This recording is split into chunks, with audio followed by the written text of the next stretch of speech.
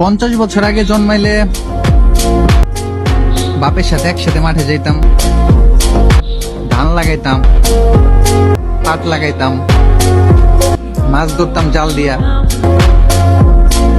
নদীতে নাইমা ইচ্ছা মতো ডুবাইতাম।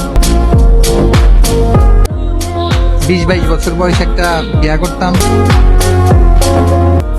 ঘর হইতো মাটির, বৃষ্টি হইলেই ছুঁয়া ছুঁয়া পানি ভরতো ঘরের চাল দিয়া,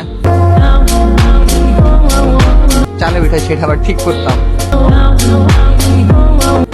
এই life, career, success, pizza, burger, iPhone, MacBook, Facebook, drone, মাসের বাসা ভাড়া,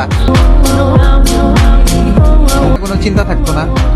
পছন্দ করা মেয়ের বাপ ইস্টাবলিশ না হইলে বিয়া দিবে না, সেটারও কোনো চিন্তা নাই। গাড়ি বাড়ির চিন্তা নাই, দুনিয়া নিয়ে কোনো চিন্তা নাই। কে ভাইরাল হইলো নাকি কারেন্ট ইস্যু কোনটা চলতেছে এইসব ভাবার টাইম নাই। সন্ধ্যার পরে একটা ঘুম দিতাম।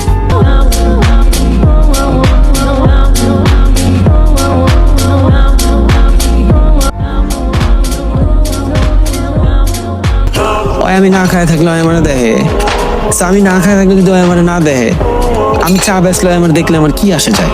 কিচ্ছুই তো আসে যায় না। আমার খারাপ সময় তো কেউ এসে আমার বলে না চল নিয়ে 10,000 টাকা তুই এটা কিছু কর।